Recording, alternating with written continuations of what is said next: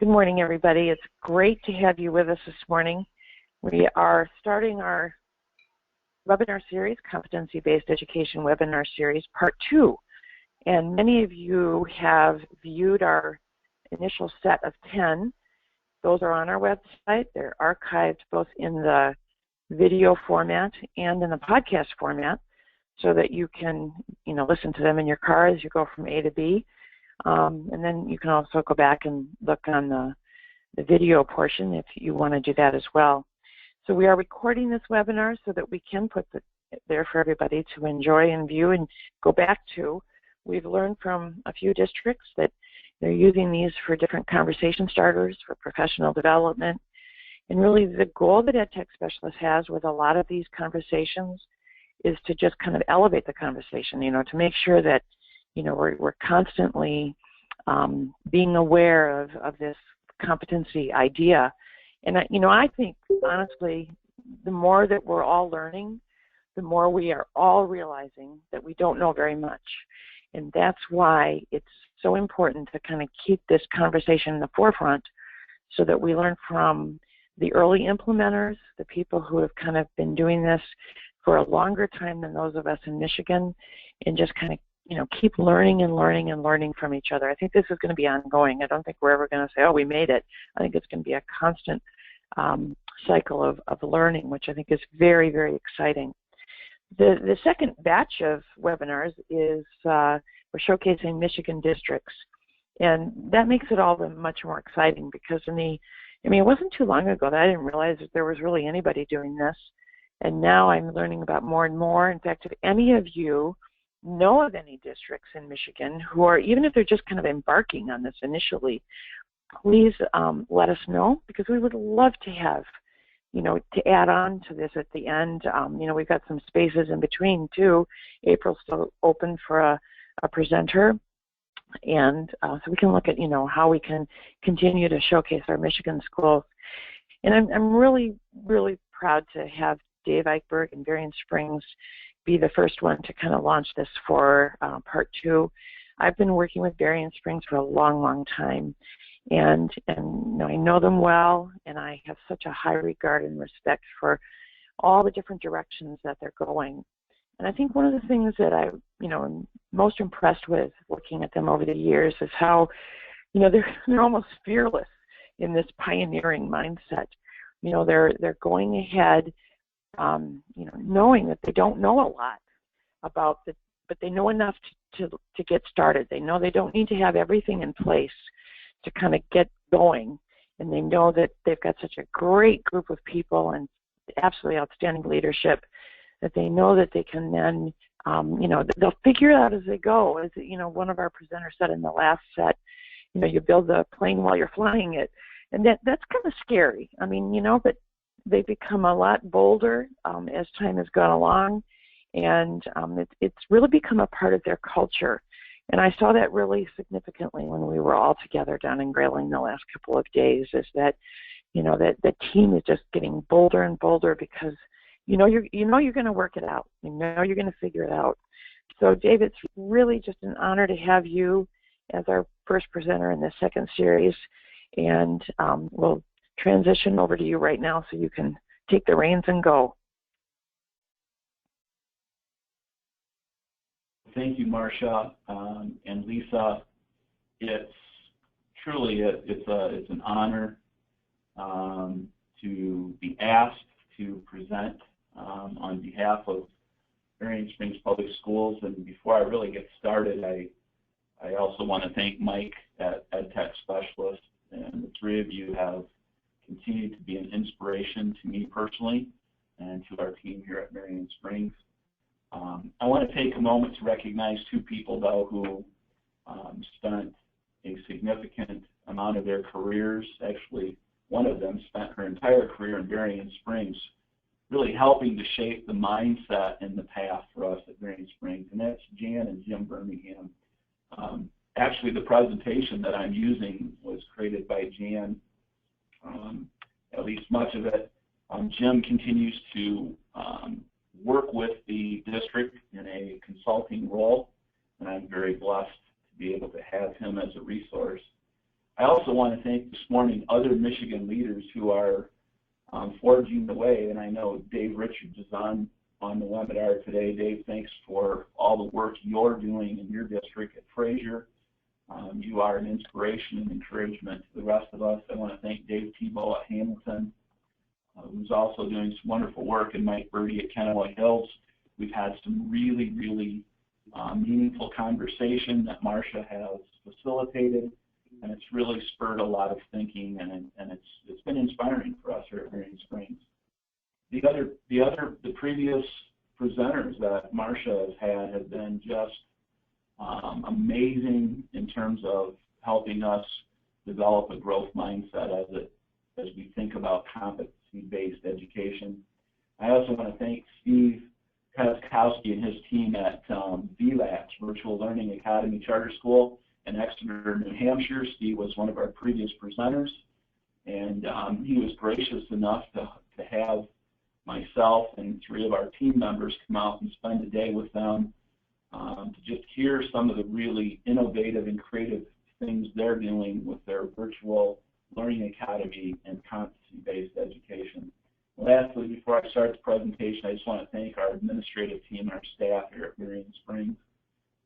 They are an amazing, amazing group of people, and I'm very thankful that I get to work with them and get to be their leader. I want to just give our listeners a very brief background about Berrien Springs, and I won't go into this in depth, but I think to understand our story, you have to understand a little bit about who we are. We are approximately 2,000 students on our campus, and I talk about on campus because in a moment there's 2 parts to our school that are pretty significant. We are a very rural community, and we're very diverse. We're a community of about 2,000 people with a liberal arts university, Andrews University, in our community with a large international student population. And as a result of that population, many of those families are embarking on second careers through the seminary program at Andrews University. It is a Seventh-day Adventist university. So it's not unusual for our district to have over 40 countries represented in that 2,000 student enrollment. Often there's as many as 25 different languages spoken in our school district. In addition, we have about 500 schools of choice students. So that's about 25% of our population. And numbers of those students are what we would call in Berrien Springs very underserved students. They are at-risk students, and we welcome them with open arms, and they always feel welcome in our district because we are so diverse. We also have a very extensive and unique off-campus program. Our executive director, Dallas Bell, is on the webinar, I see, and Jim Birmingham continues to consult and assist with the day-to-day operation of our off-campus programs. And I'll talk a little bit more in depth about those because it is important to understand how those programs have formed a foundation for our district that's really part of the driving force that's leading us down the path toward competency-based education. I've listed some of our subgroups just so you get a sense of who we are, and we do have a pretty significant economically disadvantaged population in our school district. We really believe that learning is lifelong for students and staff, and that's what we really promote is lifelong learning. We know that when we engage students and we can help make real-world connections, that meaningful learning will occur. We also believe that students acquire their skills and knowledge in a variety of ways that are flexible, multisensory, and are hands-on. We truly are a global community here in Berrien Springs. The photo that you're looking at is a group of students, some of whom are Korean, some are American. There may be an Hispanic student in that picture, but those students are performing a Korean folk dance at our Cultural Awareness Assembly that we have every year. It's a celebration of our cultural diversity. So our students live in a global community here at Berrien Springs. They are well prepared to be able to function in an effective manner in a global society. Just a couple of photos from our from our assembly and a picture of the entrance at Andrews University, a beautiful campus. And we really appreciate Andrews University and are honored that, that they are in our community. We really care deeply about students here at Berrien Springs, and I think most school districts do. We take it one step further, and we promote within our buildings Shamrock Pride. This is a sample of a poster you'll see throughout our middle school. It's called Rocks. We are the Shamrocks. That's our mascot, and ROCK stands for respect, ownership, compassion, knowledge, and success. And those are really the pillars that we build our expectations around for our students, and our teachers actually spend time teaching those expectations. A little bit about some of our on-campus innovation, and I probably failed to really drive home the point of my presentation today, is to show that, you know, we all have different pathways toward initiatives, and there's various pathways toward becoming a competency-based educational program or system. And so what I really want to share with listeners today is, you know, what is the pathway that Berrien Springs has chosen? You know, I know as I talk to some of our leaders in Michigan, I know, again, I'll mention Dave Richards and Dave Tebow and Mike Bertie. I've really admired the work they're doing in their school districts. I think they've been very intentional and deliberate on their path toward competency-based education. I think we're kind of going about it a bit differently. Does it make it better, or does it make it worse, or right or wrong? I just think there's multiple pathways. Adult learning is no different than student learning. It's progressive, and we're going through a series of progressions here at Berrien Springs. So what I want to show people is some of the foundational pieces that we built that really have led us to the point where we see the need, and it's just a natural progression in our learning here on campus that we become a competency-based educational system. We are a heavily project-based learning school. At our secondary level, grades 6 through 12, all of our teachers received extensive training. David Stephen, who was one of the original founders of High Tech High in San Diego, consulted with us over a 3-year period, did a lot of on-site training with our staff and classroom observation, helped develop an annual project exhibition night. So it is a significant strategy that we use, and we've really seen that it's improved engagement and interest in learning from our students, and ultimately our hope is that it will improve, you know, our learning and achievement. PLTW is Project Lead the Way, an initiative that we embarked on just 1 year ago, and I'll talk a little bit more about that in depth later in the presentation. We've developed a STEM Academy. Again, I'll speak to that in depth further. At Berrien Springs, we value partnerships very greatly, and we have many of them. We've partnered with homeschools in our area, and we really value that. We have a number of parochial partnerships with parochial schools in our county. We have cultural partnerships. We've partnered heavily with the Korean Education Center in Chicago, to the Korean consulate, and we have partnerships with local businesses. We also provide our students with opportunities within the community for learning, including service learning. We provide many opportunities for relearning for students, and I'll talk a little bit about some of those later in the presentation. And we provide accelerated learning opportunities. At Berrien Springs, we have an early middle college program, and one of the aspects of that we've looked at are some students want the 5th year with us to take advantage of the associate's degree program or 60 credits, but some want to accelerate their learning. And we're a district that has said, if that's what you want to do, and you can demonstrate, you know, proficiency to us, you can graduate early. We've had students finish high school in 3 years successfully and go on to be very successful. We are also a school that provides lots of dual enrollment opportunities. We have a pretty significant portion of our students who annually dual enroll. Some other things that we're doing that are more instructional, we are doing standards-based grading, and we clearly know that that is very different from competency-based education. But again, it's been part of that journey down the path that's leading us towards CBE. We are standards-based grading District K-8, and the high school is preparing to transition into a standards-based grading, and that's always the complicated part of standards-based grading is, you know, what does that look like at a high school? 2 years ago, we had an opportunity to train all of our high school teachers. Tom Gusky was actually in Berrien Springs working with us on that, and Dr. Gusky's written several books on standards-based grading and actually facilitated the program in the state of Kentucky. They have a very effective standards-based grading program at the secondary level in Kentucky.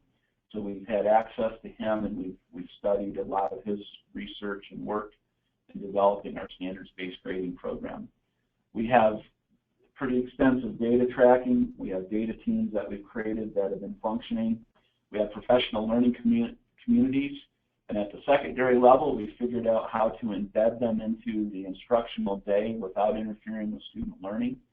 So if anybody's ever interested in how we've created that in the scheduling process, I'd be glad to share all of the details of that. We are heavily workshop-oriented. Most of the instructional process that we use for reading and writing is workshop-based.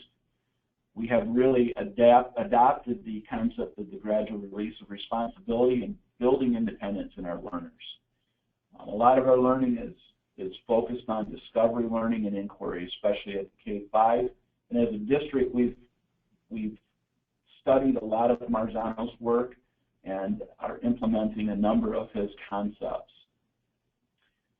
This next slide will show, many of you are familiar with MARZANO's work regarding highly reliable schools, and we've kind of adjusted or modified that just a bit to meet our school, and the purpose of my putting this in the presentation is, again, to try to get a sense of who we are and what we're doing.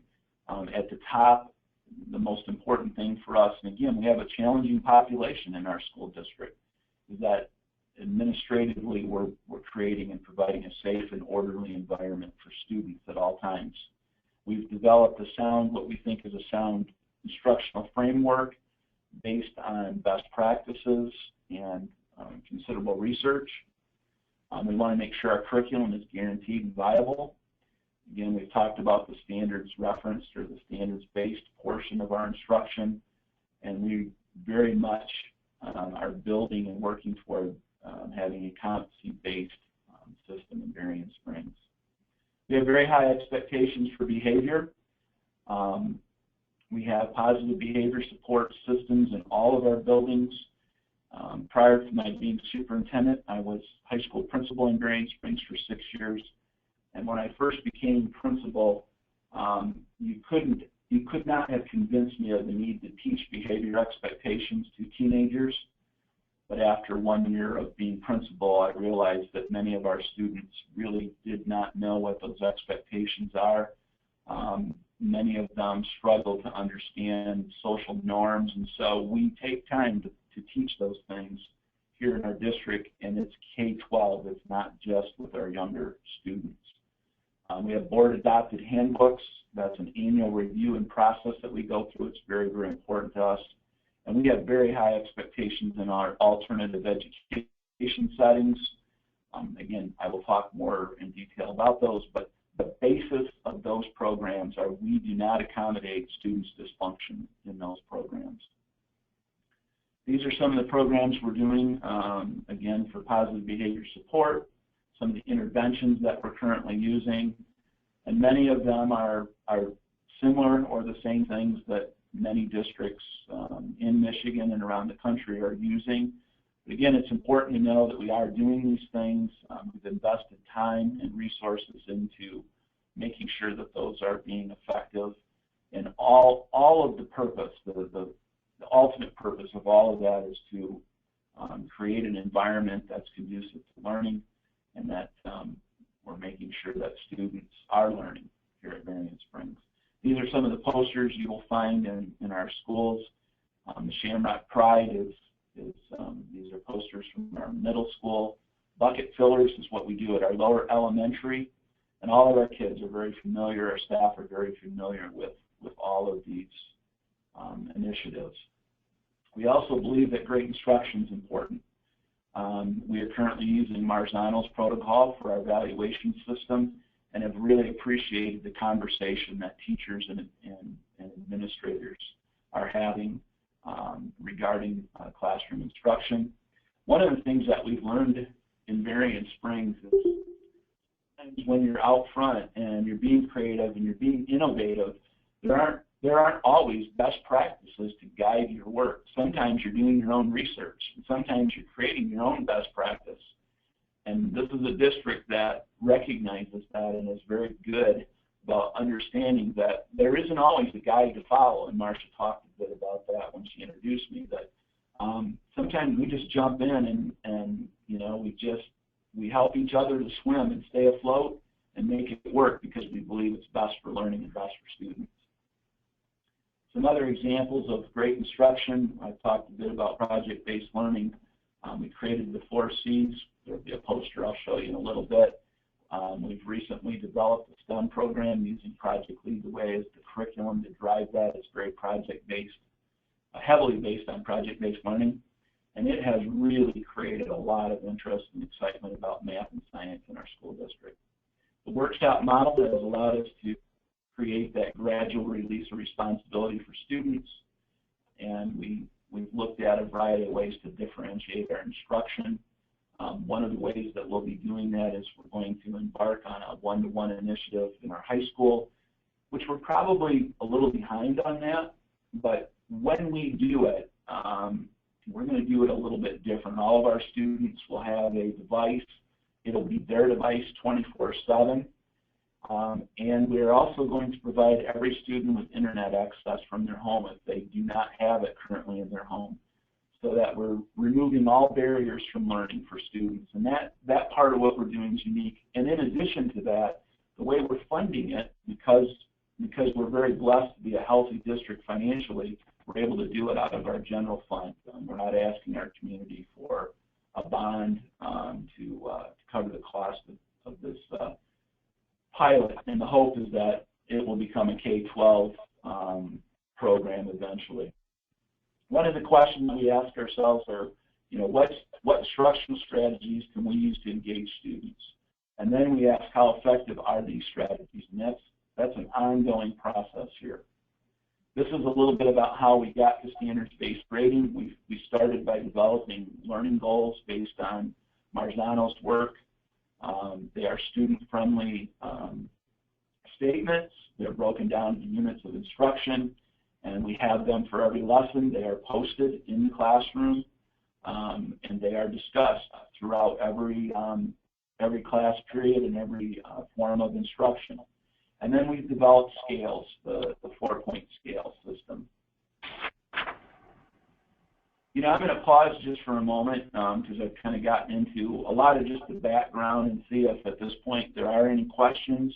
You know, feel free to jump in here if there's anything you want to ask me before I continue on.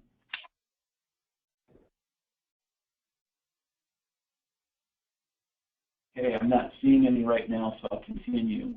It's important in our district also that our staff be learners and that they model learning for our students, and that starts with me as superintendent, as the lead instructional leader.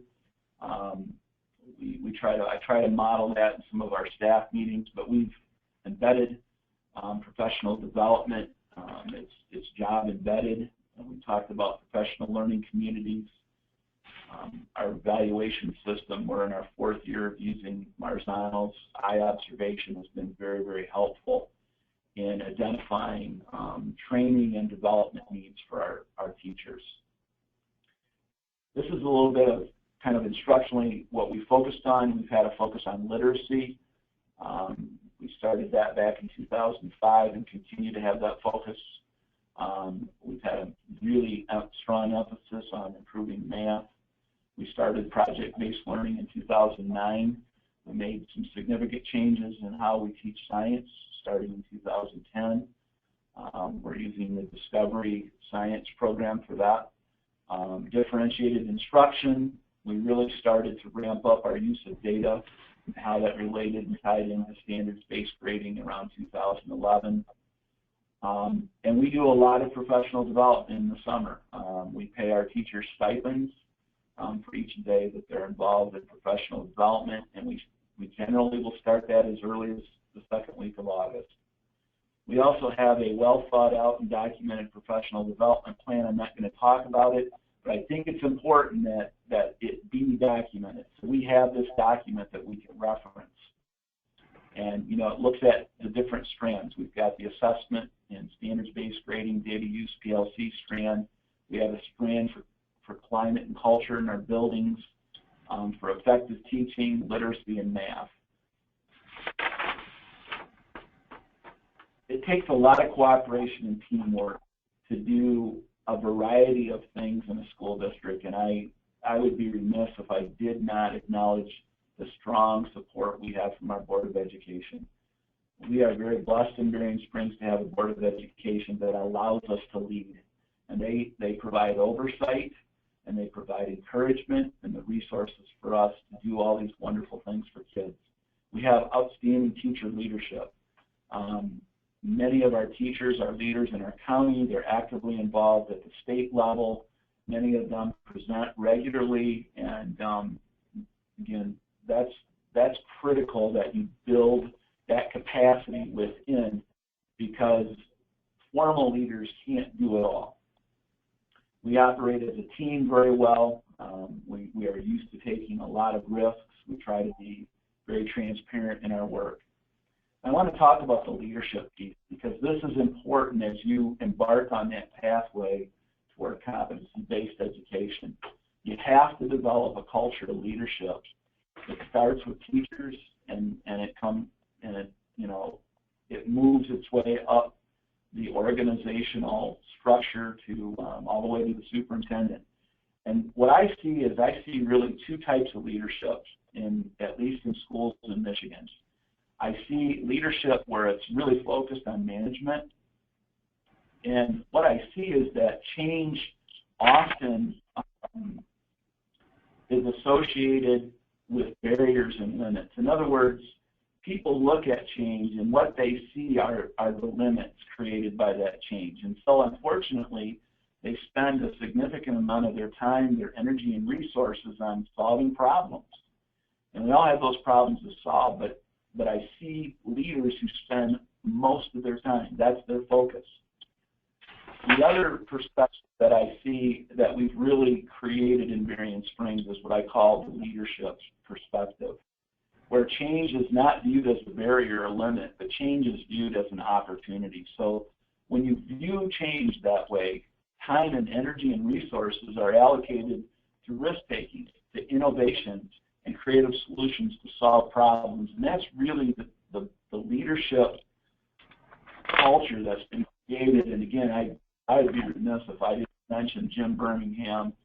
Jim is an amazing visionary leader. He spent the last 10 years of his formal career creating that culture in this district. And it will go on for, I hope, a long time.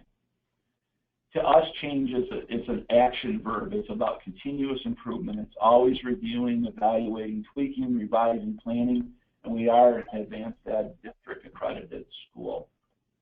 We talk a lot to our students about growth versus fixed mindsets, and we talk a lot to ourselves about it. We've adopted this belief that we're not going to say no, we can't because. We're going to say yes, let's give it a try. How can we do this? Although we do recognize that sometimes there are limits of best practices when you're out setting the pace, and sometimes we find ourselves doing that. And I think some of our listeners are setting the pace in competency-based education. When you're the pace setter, it does mean that sometimes you're doing your own research. It does mean that sometimes you're developing your own systems. You know, we've talked a lot about competency-based education. We really struggle to find an LMS that meets our needs. And so we find that maybe we're developing our own, or we're tweaking something that meets our unique needs in our district. I think it's important that we understand that we can't always rely on someone else's definition of best practices. Sometimes we're creating it. Just a couple thoughts here again about growth mindset versus fixed mindset. I'm just going to skip through that quickly.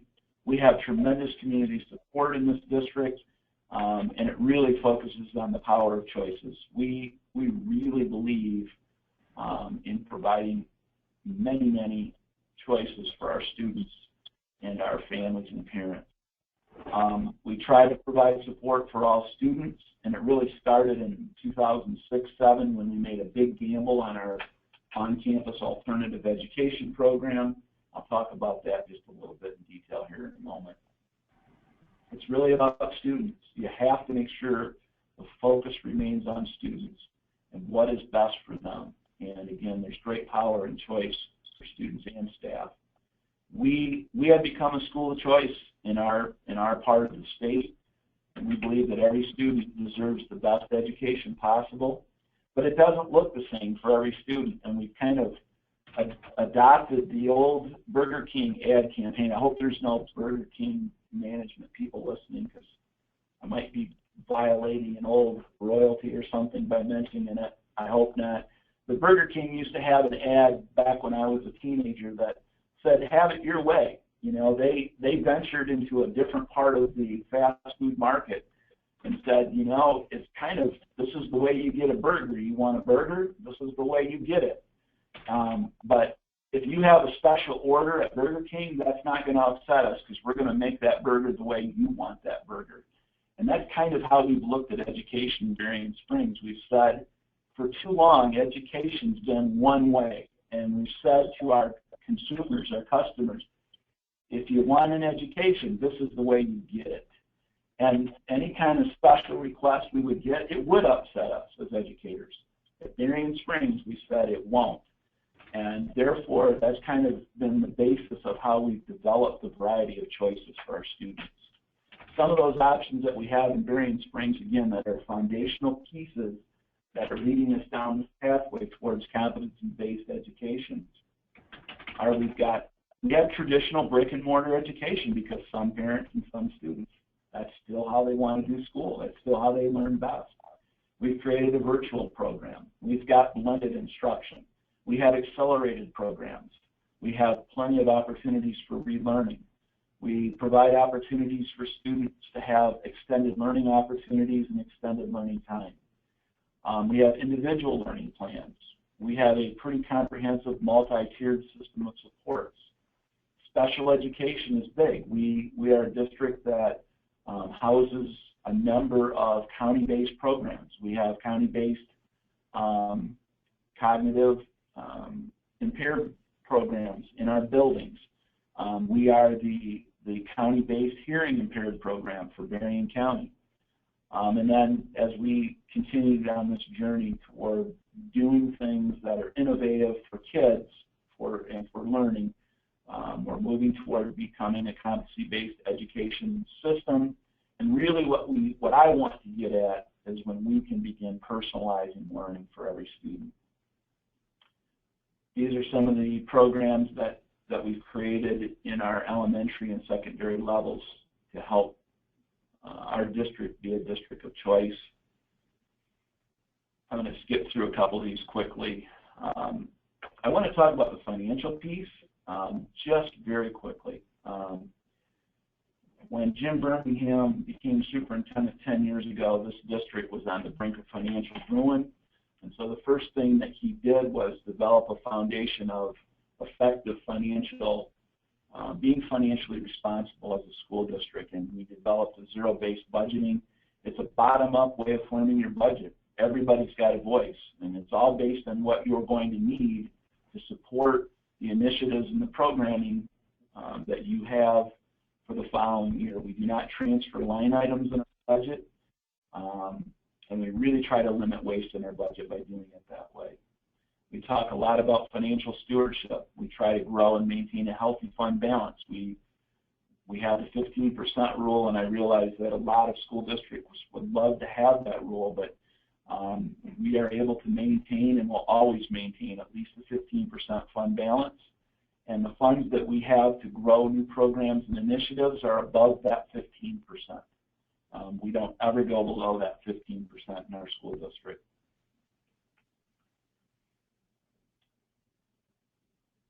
What we did to grow our revenues, just a little bit to give listeners some background, is we really needed a way to attract more students. That's the most significant part of our revenue. In Michigan, we've created a number of alternative education partnerships, currently with 12 school districts in Michigan, including 2 in the Upper Peninsula. And we have our own virtual program in Battle Creek called West Michigan Virtual that was endorsed or has been endorsed by the Michigan Department of Education. We've also increased schools of choice and move-ins through a variety of new initiatives and instructional programs that we've created. We've seen a spike in families who are school shoppers wanting to be in our school district as a result of the choices that we're offering. We've developed some very strong partnerships with our homeschool families in our area. Honestly, we really respect what they do, and we believe that a child can be educated in a variety of ways. And so we have some very strong partnerships there. We have some strong partnerships with some of our local parochial schools. And we also have a county partnership. When our Truancy Academy was going to close due to lack of funds at the county level, Berrien Springs Public Schools stepped up and said, hey, we'll partner with you and we'll run that program for the county. And we've been successfully doing so probably for the last 5 or 6 years now. Our real journey began in 2006-07. There was a financial need. We needed to find a way to improve the financial revenue of the district, and we started with our on-campus alternative education program. We expanded that in 06-07. The following year, we opened our parent partnership and created a series of classes, elective classes, which have continued to be successful. In the spring of 2009, that's about the time when our district really got heavily involved with MARZANO and EdTech specialists and really began to surround ourselves with people who are innovative thinkers. And I will tell you that is really, really critical as you move forward in competency-based education. I have learned so much in just the last 3 or 4 months talking to many of you that are listening today. And dream big, see the possibilities. We do that often. The seat time waiver, grades 6-12, was huge for our district. It's really provided some flexible learning options for our students. And it's really about what kids need. The summer of 2009, we began offering virtual classes using our 6-12 seat time waiver. We applied for the Reimagine grant, and it was really about, what can we do if we get some money? It wasn't about that. It was more about what are we going to do. And actually, we didn't get that grant, and it really led us down a different path that created a lot of the innovation that we have today. Again, we talked about the virtual and online learning. This is a photo of our virtual academy. We actually spent about $2.5 million out of our fund balance to build this facility. It's a drop-in center. Our students at the high school and middle school can take courses there part-time. We have full-time students who use the facility. We also have a staff training center that we built in this facility. This is just one of our instructors working with students. Project-based learning was something we embarked on in 2010. We had 19 staff total visit San Diego High-Tech High, and we've really, it has been a game changer for us. When we talk about engagement levels and interest, project-based learning has been all of that for us. And we developed our 4 C's. We want our students to have 21st century skills: critical thinkers, collaborators, communicators, and creators. I talked again previously about project-based learning. I think the real key for us is that we are looking for ways for students to take control of learning.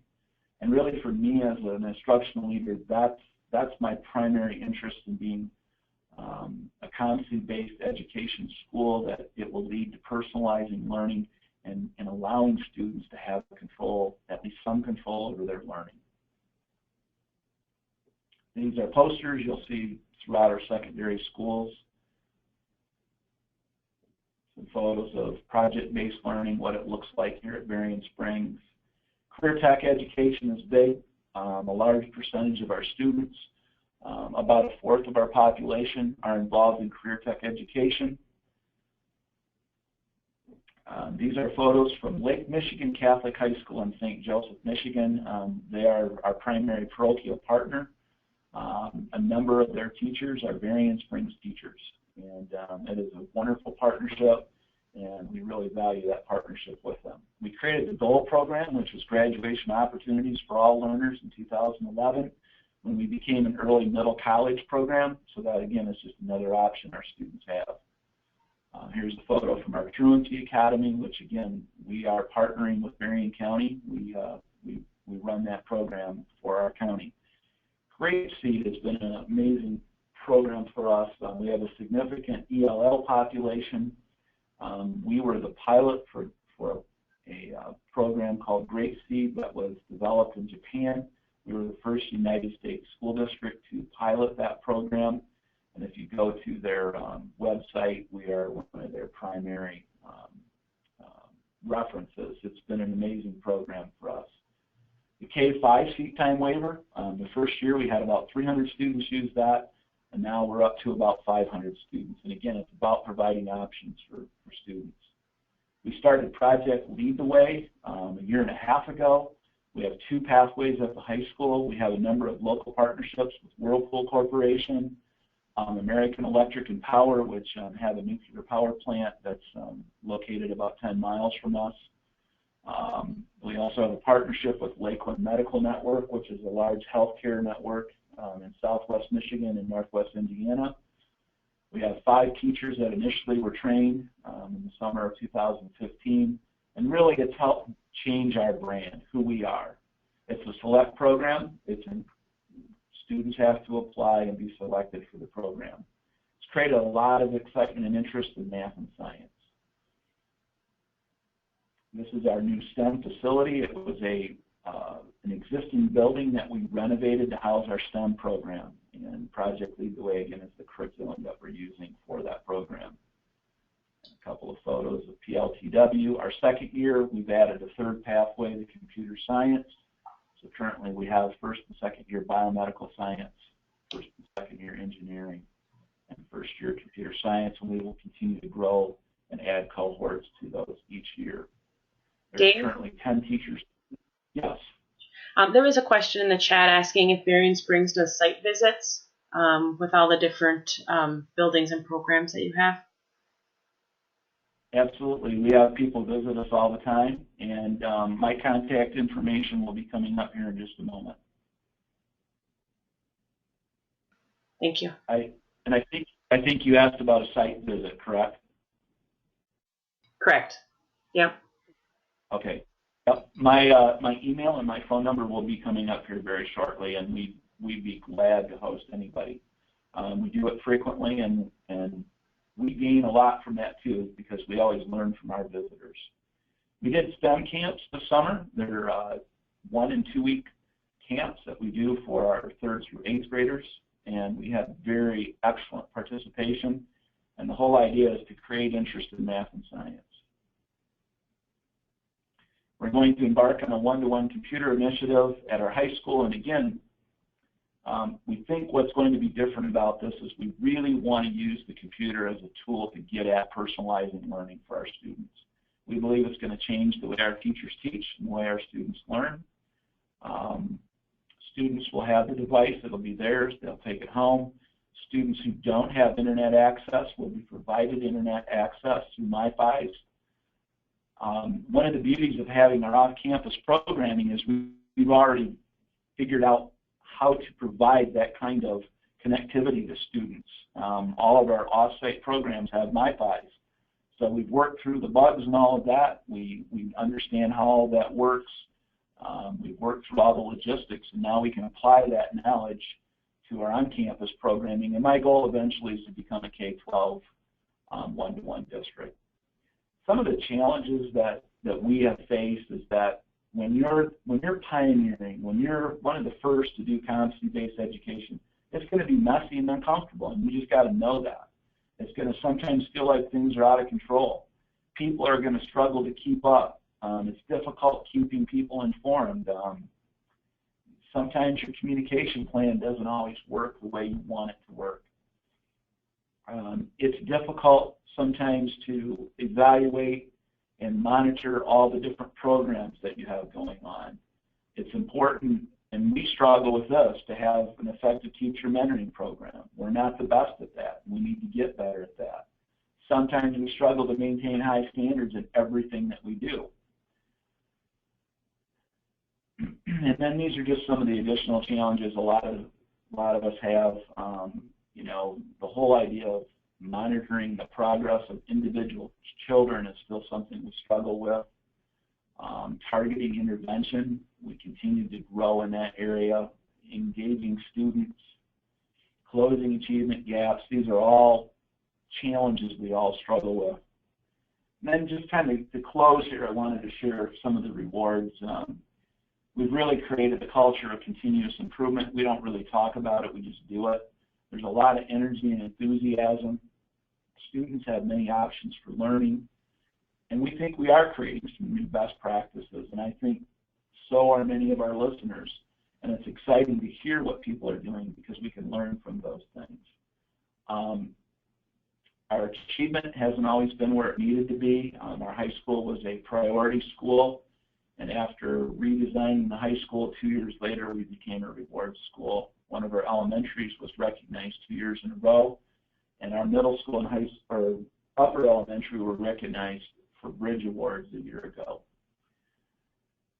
So that's a lot of information. I hope that there's something in there that maybe resonated. Again, my purpose was to share with listeners some of the foundational pieces that we have here at Berrien Springs that we believe are leading us down the path toward competency-based education. We're not there yet, but we're moving in that direction.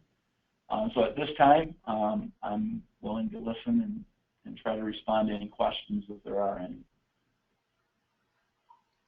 Dave, there was a question asking what vendor you use for your MiFis.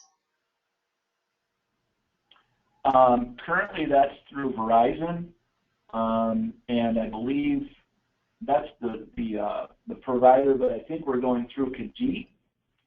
And if anybody wants to know more about that, they can contact me, and I'll direct them to Brandon Wagner, who's our Director of Technology.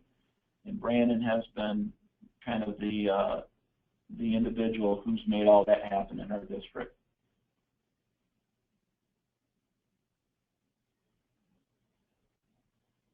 Are there any other questions?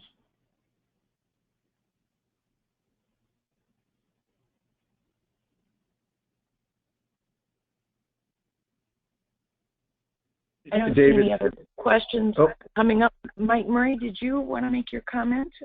Is that a comment or a question?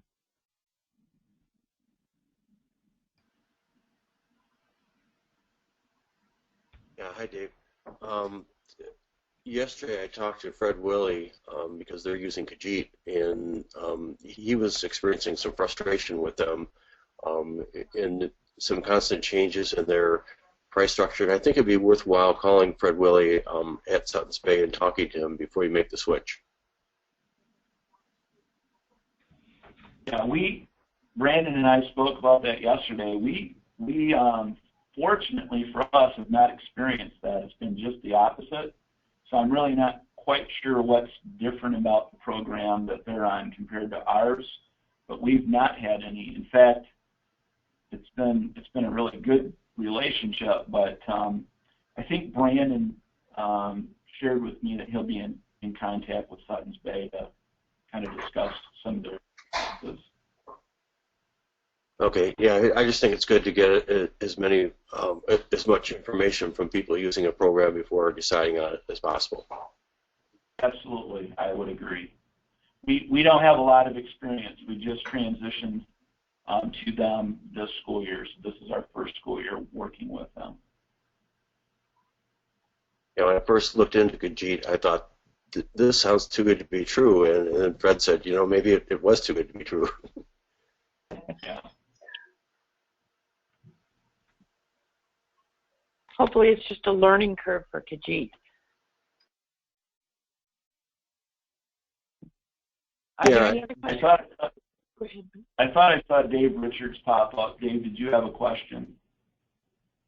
You know, it's really the culture piece. You know, I've always been blown away at how purposeful you guys have been in regards to creating that culture of innovation. And I made the comment in the chat room about you know, it's just prime in Berrien Springs for that shift to a competency-based model. What do you think will be the biggest challenge in that transformation?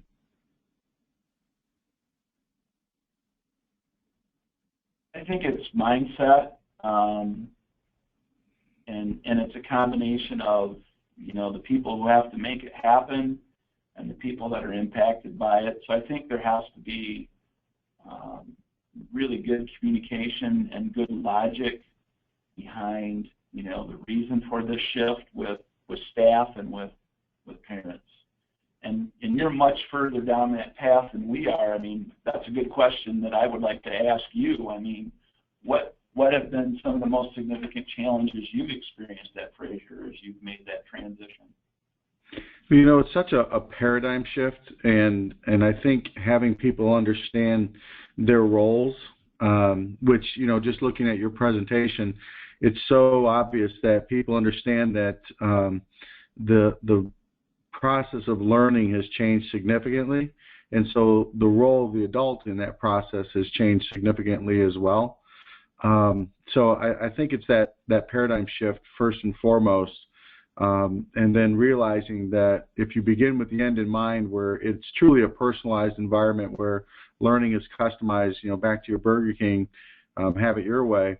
If we're going to do that, how do we create a system that allows kids to move through their learning pretty seamlessly versus being locked in by time constraints and assessment requirements and things like that? So it requires a tremendous amount of systems thinking and support for the staff members. Let me ask you, Dave, through all these years of innovation, how have you taken on the support and training and visioning with the Board of Education?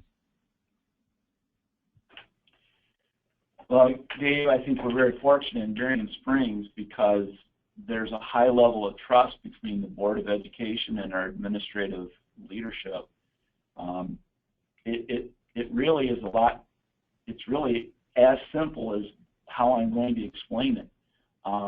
They embrace their role as board members as primarily having oversight.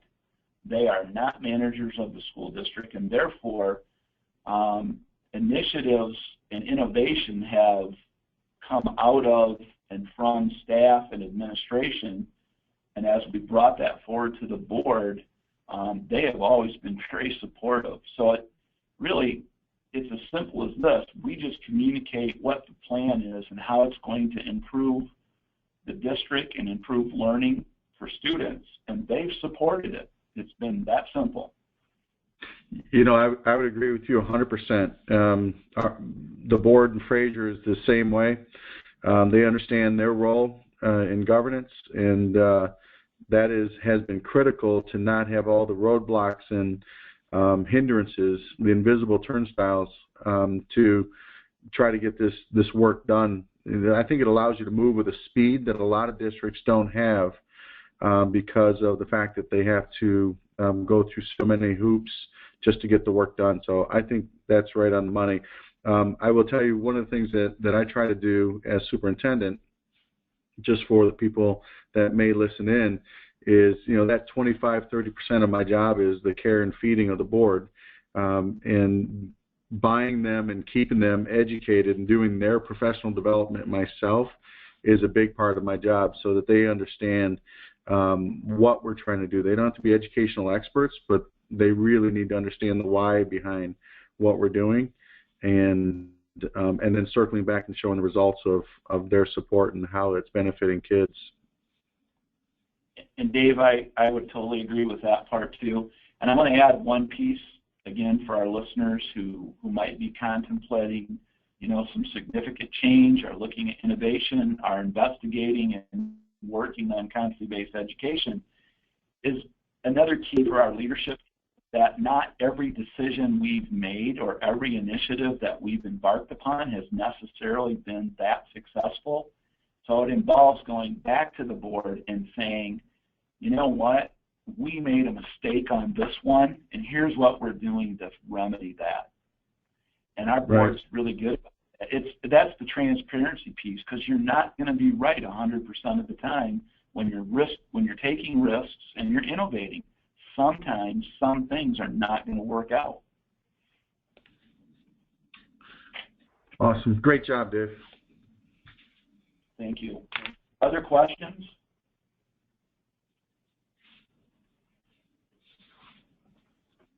This has been just absolutely outstanding. I'll give you another chance as you kind of debrief in your brain here for a couple of minutes before we close out. But I thought I would also mention the upcoming webinars. February 18th is Dave Tebow from Hamilton. And then you've just heard Dave Richards interact with Dave Eichberg. And Dave Richards has his second webinar with us. Actually, he was in the first set as well. And that's on March 16th. And then May 5th is Mike Birdie out of Kennewood Hills. And again, we'd love to know if you guys know of others who could participate with us, because I can already feel that, these conversations are already going up to a new level as we all learn. So if you have any questions, please let us know. You can always contact Dave directly, or you can contact me and I can help reconnect you to Dave or any of the presenters that we have coming up, or those from the past webinars. Are there any other questions that you might have or comments? If not, Dave Eichberg, thank you so very much. Appreciate all of this. It just makes me smile when I see all that you guys have done over the course of my knowing you. It's just been unbelievable. And I congratulate you for being a fine district that is really pioneering and leading the way in Michigan. So thank you very much. And Lisa, if you want to stop the recording, we'll get that up on the website in the next day or two. Thank you.